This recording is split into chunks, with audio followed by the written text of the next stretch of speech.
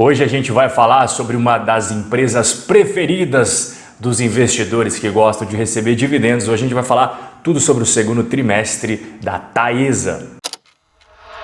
Fire up the flames. I'll do you damage. Instagram the blaze.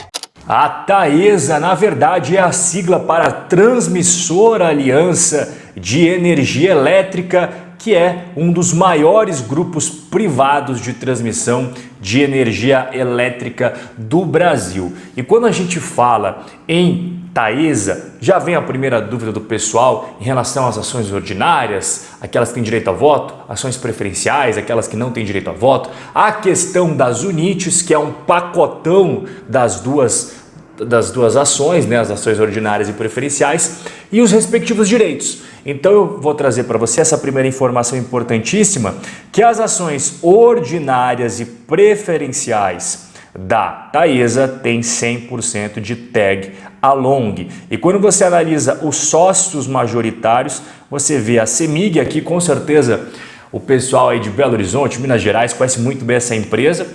Ela também é negociada na Bolsa de Valores. Temos a participação da ISA Brasil e do mercado de modo geral. Primeiro esclarecimento fundamental para você entender o segundo trimestre de 2020 da Taesa foi o impacto da mudança contábil, ok? O que acontece? Este novo modelo de contabilidade aqui que a Taesa adotou, os princípios se baseiam no modelo de negócio que identifica o contrato com o cliente e suas respectivas obrigações contratuais de desempenho, definindo-se o preço de transação e reconhecimento da receita a partir da realização dessas obrigações. Rob, que coisa é essa, cara? Esse monte de texto aí me deixou mais confuso do que me ajudou a explicar. Você vai entender agora o que eu estou falando, tá? Aqui você entendeu o conceito teórico, agora você vai entender na prática o que significa isso. Eu até deixei destacado em amarelo para você. O que teve a maior repercussão na receita da Taesa no segundo trimestre de 2020 foi aqui, ó, implementação de infraestrutura, ok? Olha só a diferença de 88 milhões para 424 milhões, tá? Com certeza isso acabou impactando esta receita líquida, que teve um crescimento de 76,8%, e o motivo é justamente o aumento nos investimentos nos projetos de construção, com acréscimo na receita de implementação.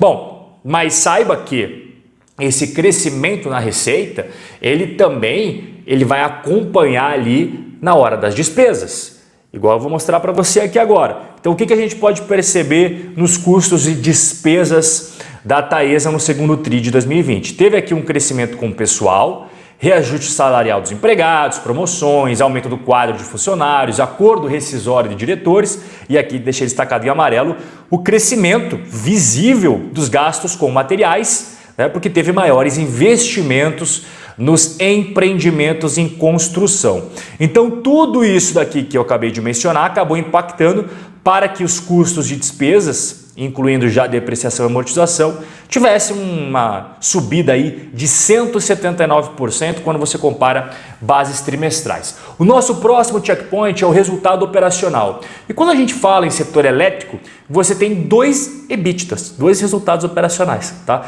Este primeiro aqui que segue os padrões internacionais de contabilidade, o EBITDA acabou tendo um crescimento de 39%, a margem EBITDA 58,2%, mas a gente tem um segundo modelo de EBITDA, que é o EBITDA regulatório. Neste caso, ele acabou subindo apenas 2,4% e a margem EBITDA alcançou 82,1%. Porra, mas por que tem dois, né? Tem motivo? Tem. Primeiro, o EBITDA dos padrões internacionais de contabilidade não é uma medida que reflete a geração de caixa operacional da companhia. Por quê? Porque esse modelo de contabilidade ele gera um descolamento entre o demonstrativo de resultados e o fluxo de caixa. Se você acompanha meus outros vídeos aqui no canal, com certeza você sabe do que eu estou falando, né? Sempre tem ali, eu sempre falo, olha, demonstrativo de resultados é metade. A outra parte é o fluxo de caixa.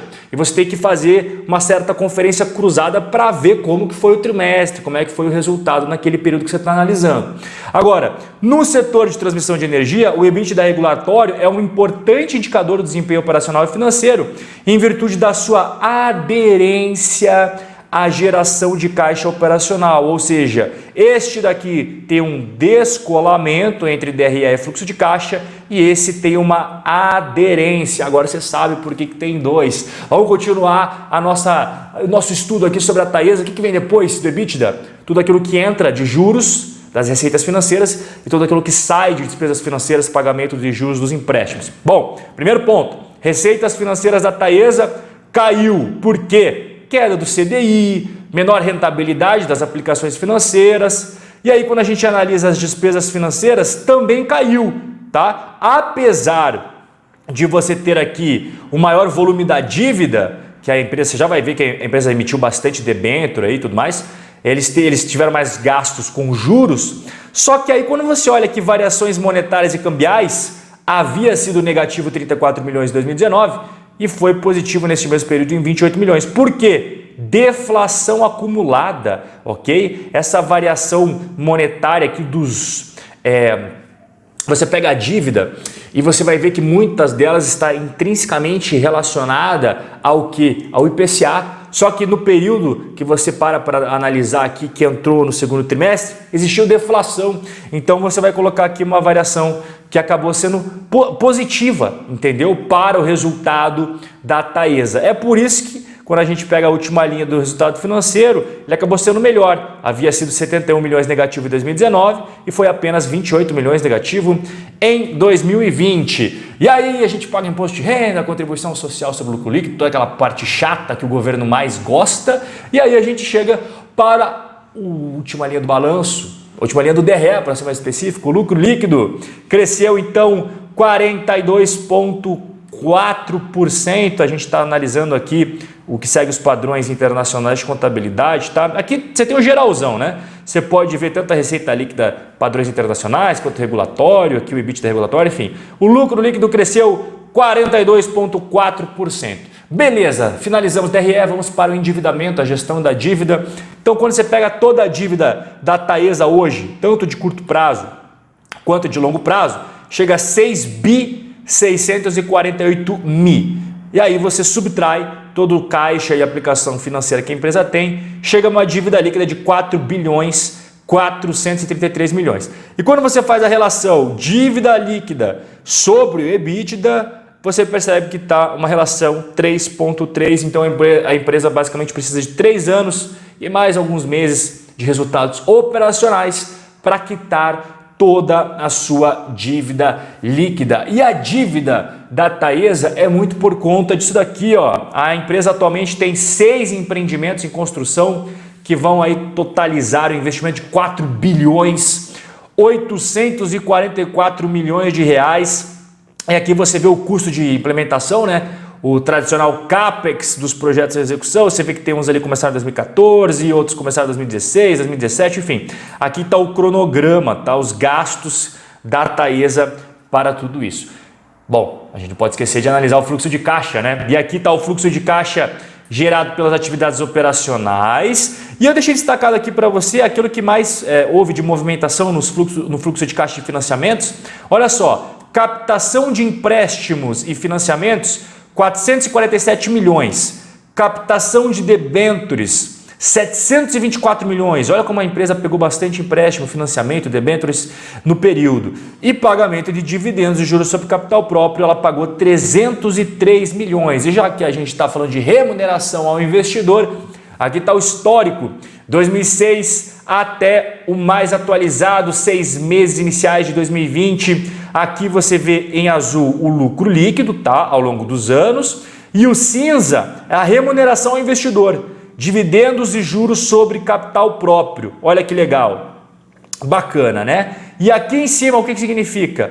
Payout, tá? A laranja é o payout e o verdinho é o payout ajustado, ou seja, tudo aquilo do lucro que virou rendimentos ao investidor. Em relação ao dividend yield, que é quanto que você recebe de remuneração proporcional ao preço da ação negociado na bolsa, você vê aqui também o histórico, tá? De 2009, passando por todos esses anos que você está vendo na tela, até o anualizado de 2019. Então esse é o dividend yield histórico da Taesa. A gente não fechou 2020 ainda, estamos na metade do ano. Em relação às cotações da Taesa na bolsa, a gente vê o histórico de 2006 até 2020, a ação cresceu 288% na Bolsa de Valores brasileira.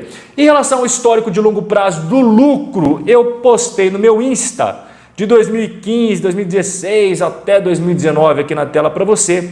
E o mais atualizado, 6 meses iniciais de 2019 comparado aos 6 meses iniciais de 2020. Inclusive aqui embaixo eu vou deixar no link o Instagram e também o meu Telegram. Aqui ó, na descrição tem o link dos dois, clica lá porque tem conteúdos exclusivos te esperando. Não vai deixar tanto conteúdo gratuito na mesa, hein, cara? Um forte abraço, um excelente final de semana e a gente se vê no nosso próximo encontro.